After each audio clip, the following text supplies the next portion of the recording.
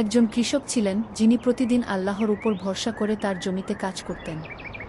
তিনি ছিলেন খুবই সৎ, পরিশ্রমী ও নম্র প্রকৃতির মানুষ।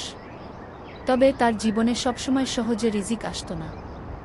একবার শীতকালে তিনি খুব কষ্টে দিন পার করছিলেন। একদিন কৃষক মাঠে কাজ করছিলেন। হঠাৎ একটি খরগোশ এসে ধরা পড়ে যায় তার পাতা এক ফাঁদে। তিনি খুব খুশি হলেন, কারণ দীর্ঘদিন পর তিনি একটু ভালো খাবার পাবেন। কিন্তু খরগোশটি কাঁপছিল এবং যেন চোখে পানি চলে এসেছে। কৃষক ভাবলেন, এ তো একটা ছোট প্রাণী, আজ আমি এটাকে ছেড়ে দিই, হয়তো আল্লাহ আমার উপর খুশি হবেন। তিনি খরগোশটিকে ছেড়ে দিলেন এবং বললেন, হে আল্লাহ, আমি তোমার সন্তুষ্টির জন্য এই ছোট প্রাণীকে মুক্ত করলাম, আমাকে হালাল রিজিক দান করো। সেদিন সন্ধ্যায় এক ধনী ব্যবসায়ী তার জমিতে এসে বললেন, আমি এখান দিয়ে যাচ্ছিলাম, দেখলাম আপনার ক্ষেত খুব সুন্দর। আমি আপনার কাছ থেকে কিছু জমি লিজে নিতে চাই এবং আপনাকেই তত্ত্বাবধায়ক হিসেবে রাখব। কৃষক বিস্মিত হয়ে গেলেন। তিনি বুঝতে পারলেন, খরগোশটি ছেড়ে দেওয়ার পর আল্লাহ তার জন্য আরও বড় রিজিক